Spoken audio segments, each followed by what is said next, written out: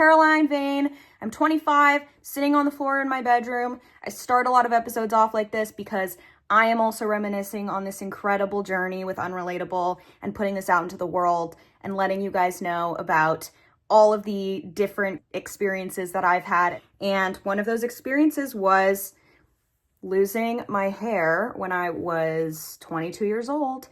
And about a year and a half after, I sat down in front of a camera for the first time and had no extensions and was able to talk about how exciting that was. Without further ado, enjoy this episode and yeah.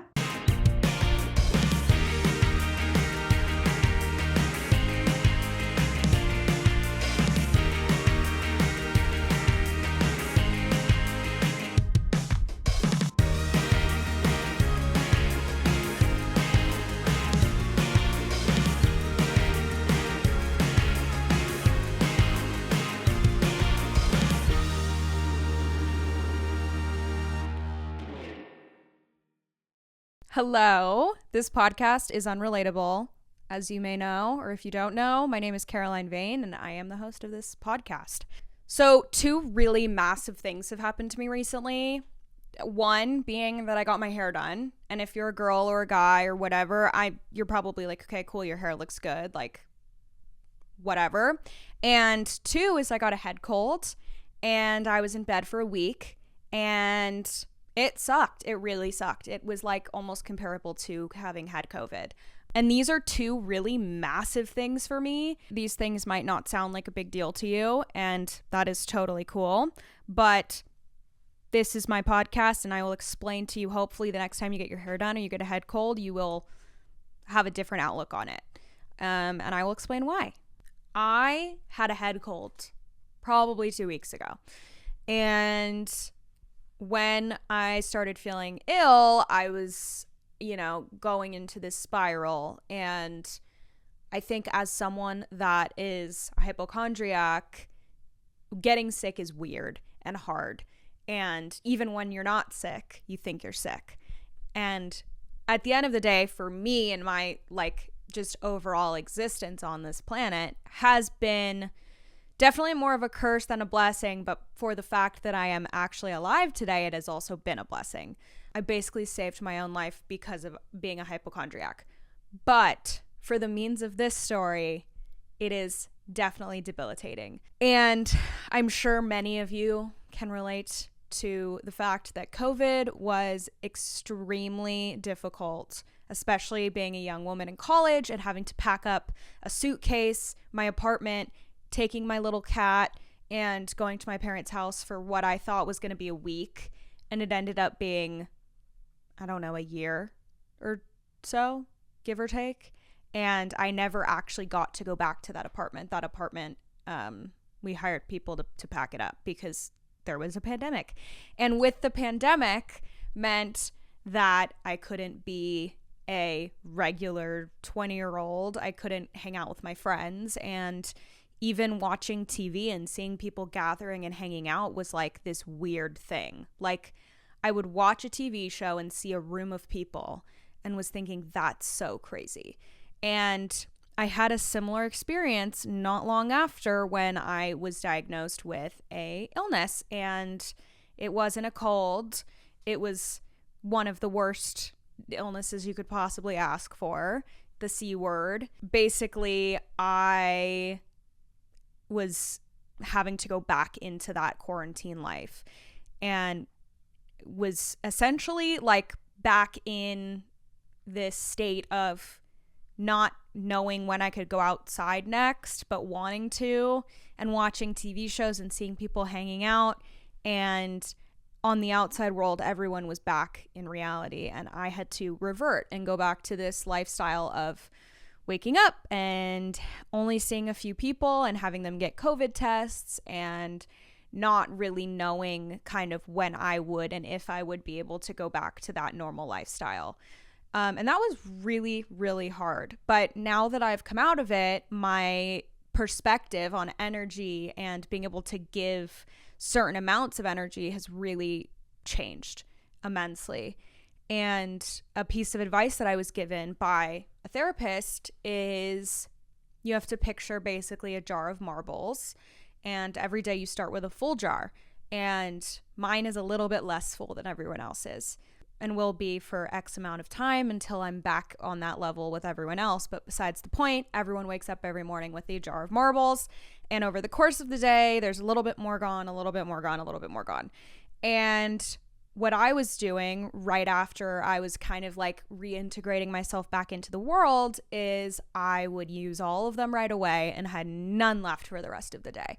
Even doing things like going for a walk around the block, or bringing groceries in, or having therapy where I was literally sitting on a computer talking about my feelings would drain the whole jar.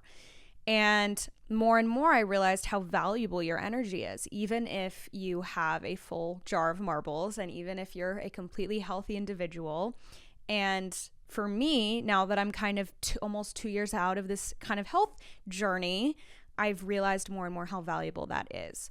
So, as you probably remember, COVID was no fun.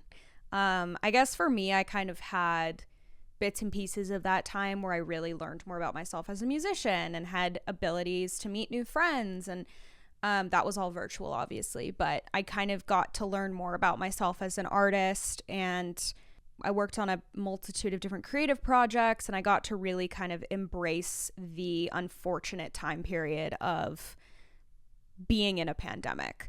But not being able to go outside and go on a walk without knowing if you pick up a random disease on the ground that might be killing everyone around the globe was extremely terrifying. And if you take that experience and then put it in the body of someone that gets a cut and is like, what the fuck? I need to clean that right now. It is 10 times more debilitating.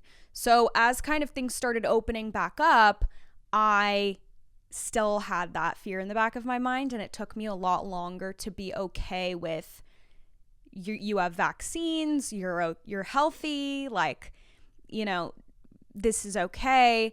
And I think for many people, it was get me the fuck out of this house. I want to go back, integrate into society. And obviously, you know, for me, it was one of those experiences where it was, I want to get out and go back into society and be a 20-something-year-old, but I'm also scared because of this debilitating anxiety and hypochondria that I have always had. And obviously, I found out maybe in 2022, which was 2 years into the pandemic, kind of on the end-ish of the pandemic, but not really, because then we had the Omicron, that I would have no immune system. So not only was I vaccinated, but now I'm at a point where I am literally like a baby, like a newborn baby, a newborn puppy, you can't go near them without washing your hands, without them getting sick. And this is a class act hypochondriac that is literally living in the boy in the bubble life in real life. It was obviously an extremely unrelatable experience, but it reminded me a lot of the experience that I had during COVID, where I was really able to kind of embrace this side of being locked in and find outlets that worked really well for me. And when I went through this experience, the outlet that I found was ingesting and watching a lot of TV shows. And I really fell in love with the art of storytelling and screenwriting, and kind of realized that my passion for music really intertwined with what I saw on the screen.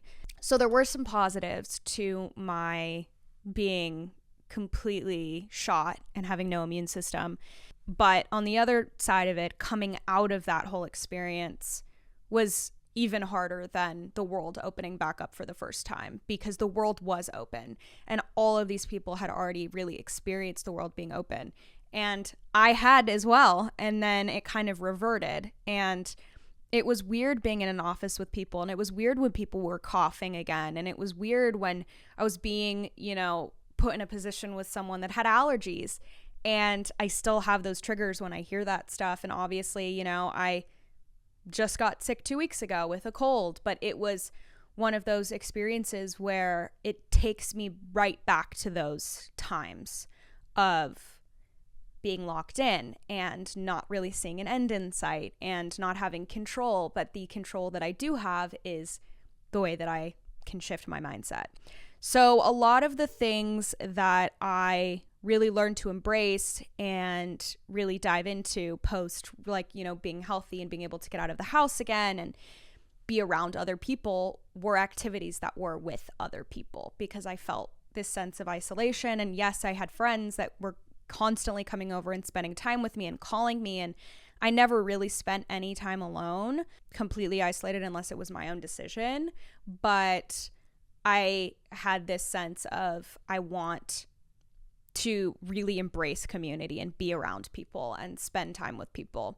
So in doing that, I got back in the studio, recording and writing and collaborating with people and trying to do that as much as possible, and really kind of like indulging in creating a piece of art from start to finish. I got a job very quickly in an office, going in and sitting at a desk and sitting next to people and getting stuff done and having a very kind of standard 9-to-5 job where I kind of really felt integrated in society, and hanging out with friends and going out to a bar or a party or things that normal Caroline wouldn't really be interested in doing in and participating in, but things that felt very kind of polar opposite for me at that time, and trying to do the things that really made me feel surrounded and loved and moving in the right direction. So I obviously think that relatability is the thing that really got people through COVID and quarantine, and waking up every day and being able to go on social media and seeing your favorite actors and singers talk about, this fucking sucks, wash your hands, like, let's watch this show on Netflix that everyone's raving about. And for me, the experience of going through illness and kind of having my own quarantine, post-COVID quarantine, I had to really find people that I related to and find ways to almost kind of connect to the unfortunate situation at hand. And a lot of that was finding people that were going through the same things as me and having that kind of outlet to vent to, but also realizing and understanding that the world around me had already kind of readjusted and reacclimated to the world. So when I got back into the office and someone coughed and I'm sitting there like, what the fuck? No one else has that reaction. And it almost felt like the initial reaction to the world reopening.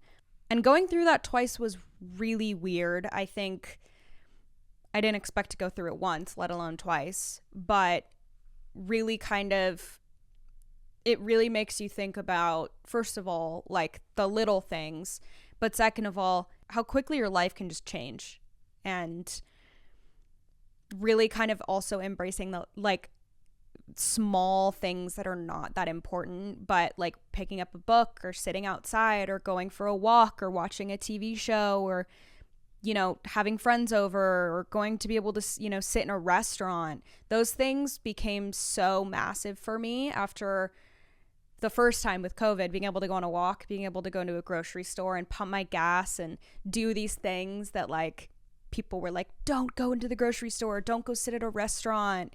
And being able to go sit in a restaurant after going through chemotherapy and cancer, it was like the first time all over again. It was like the first time the world reopened, and being able to sit in a room with people, and obviously all of them, they don't know I'm a stranger and I probably look normal to them. But to me, that experience was like genuinely, I was so thankful for the first time I sat in a restaurant and ordered food and sat there and just like basked in the fact that I was sitting on a dirty freaking bench in the middle of a restaurant with a bunch of crying babies. And I was like, I love this shit. Like, this is exactly what, like, I needed this. And being able to just walk down the street and see people everywhere and know that I was kind of back and integrated into society again. And I think I still have the want to revert to those moments where I just want to kind of be alone and I kind of just want to find different ways to keep myself company. But I'm so attracted to being around people and being in groups and doing all of the things that I couldn't do before. And it really gave me an outlook on the little things. So here are some tips for some neurotic hypochondriacs like myself. If you're not a neurotic hypochondriac, maybe you'll find a tip that's useful to you. And if not, then enjoy. Listen, maybe in another universe you are a neurotic hypochondriac and you'll resonate with it in some way, shape, or form. So anyways, I basically, like I previously mentioned very briefly, I was given this advice about a jar of marbles and going through the day and kind of knowing what you can or can't handle. And in the beginning, I knew what I couldn't handle. I knew that there were things that were too much for me. I knew that they were going to be too draining, but I did them anyways because I was overestimating how much I could do. And now I'm very much at a point where I try to set myself up for success in every day, and I try to plan in advance. So if I try to plan my week in advance, and I also try to set myself up in a way where I am protecting my sanity, my emotions, and just my overall happiness. And the best way to do that is give yourself experiences that you know that you can handle, and don't overcommit and don't undercommit. I know that if I spend too much time alone, I become incredibly anxious and I become a hermit. But I know that if I spend way too much time out of the house and doing too much, I can't function for multiple days at a time. So giving yourself a balance and knowing what you can and can't handle and what your limits are. A few more tips that have always kind of really helped me, but more recently have really helped me is I don't usually go out one of the 3 nights of the weekend, or I guess 2, Friday, Saturday, Sunday. I just don't go out one of the nights. I give myself a night to myself. Even if there's all these really exciting things going on, I know I will feel like mentally and emotionally hungover if I push myself over the limit. I've always been that way. I've tried to do it. Doesn't work for me. One of those nights, I will be inside and I will probably be watching a TV show on Netflix. This is probably the biggest piece of advice I could give someone who has a sticky brain or a ruminating mind. Do not look shit up on the internet. You will only find stuff that scares you. It will totally screw you over. It is so unhealthy for your brain to go and find things and latch onto it. The best thing that you can do is try to work your way out of those moments. Even if you're sitting in a really crowded place and you just kind of have a panic attack or you get really anxious, you have to kind of unwind and retract. And if that means you have to go to the bathroom and splash cold water in your face, do it. If that means you have that one person that you need to text every time you have anxiety, do it. You have to find the little things that really help you in those situations where you need that. And for me, I have my people, I have friends that have kind of a similar way of thinking and way of processing things. And those are the people that I go to in those times of need.